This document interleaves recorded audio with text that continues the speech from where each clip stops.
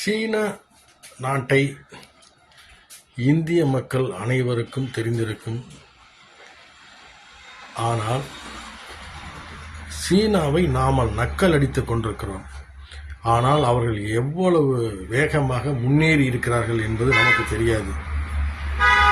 விவசாயம்,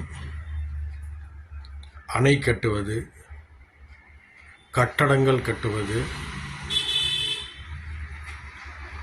அதிவேக train, bullet train, இப்பொழுது மலையை குடைந்து கடலை குடைந்து ட்ரெயின் விட்டிருக்கிறார்கள்.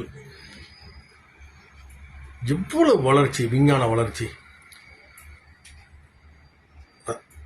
சீனாவை வியந்து பார்க்க வேண்டும் அளவுக்கு அவர்கள் உயர்ந்து நிற்கிறார்கள். அவர்கள் உயர்ந்திருப்பதை பார்க்கும் பொழுது நம்ம நாடு 100 ஆண்டு காலம் பின்தங்கி இருக்கிறது என்றே நான் நினைக்கிறேன். அந்த அளவுக்கு சீனா முன்னேறி இருக்கிறது.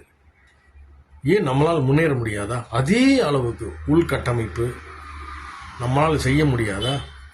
அரசியல்வாதிகள் சரியில்லை. இந்திய அரசியல்வாதிகள் சரியில்லை. காலங்கள் கடந்து கொண்டிருக்கின்றன.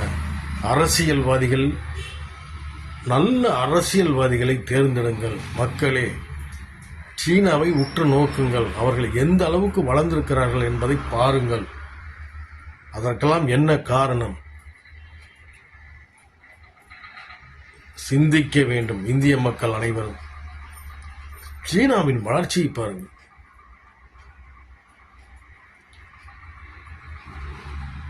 ரயில்வே துறையாகட்டும், ரோடு, பாலங்கள் கட்டுவது, பல அடுக்கு மாடிகள் கட்டுவது, அவர்கள் எலக்ட்ரானிக் துறை, இன்னைக்கு இந்தியாவில் டிவி, செல்போன்கள், சீனாவின் ஆதிக்கம்தான் அதிகமாக இருக்கிறது. இல்லை என்று மறுக்க முடியுமா? அவர்கள் ஆதிக்கம்தான் எலக்ட்ரானிக்.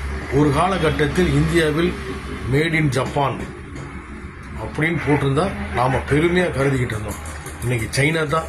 எதை எடுத்தாலும் China China China China cellphone, China TV, எதை பாருங்க, எல்லாம் தான். நம்மளால் உயர முடியாதா? அந்த அளவுக்கு உயரத்தை எட்ட முடியாதா? அரசியல்வாதிகள் சரியில்லை. முதலில் தெரிந்து கொள்ளுங்கள்.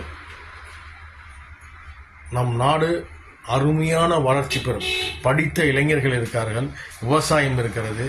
நீர்நிலைகள் தேக்கி வைத்தால் நம்ம நாடு பயங்கர வளர்ச்சி பெறும். அந்த அளவுக்கு நம்மிடம் சக்தி இருக்கிறது. ஆனால் அதை ஒழுங்காக செயல்படுத்துவதற்கு ஆளுங்கட்சியும் தயாராக இல்லை, எதிர்க்கட்சியும் தயாராக இல்லை. சிந்திக்க வேண்டும் மக்களே. அரசியல்வாதிகள் இந்தியாவை இந்த நிலைமையில் இன்னும் வைத்துக் கொண்டிருக்கிறார்கள். சீனாவை நன்றாக உற்று நோக்குங்கள். உங்களுக்கு